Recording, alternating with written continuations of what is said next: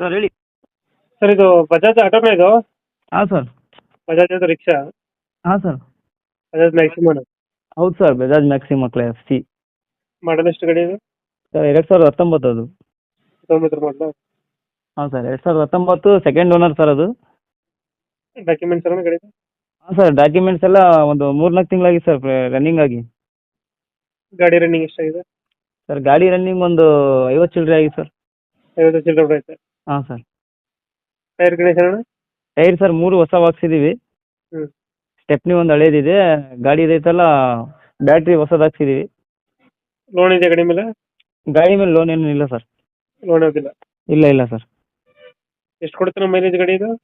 Sir mileage ಒಂದು 25 ಬರುತ್ತೆ sir. ಒಂದು 25-26. 25-26 ಕೊಡುತ್ತೆ? ಹಾಂ ಸರ್. ಎಕ್ಸ್ಟ್ರಾ ಫಿಟ್ಟಿಂಗ್ ಏನು ಮಾಡ್ತಿಲ್ಲ ಗಾಡಿಗೆ?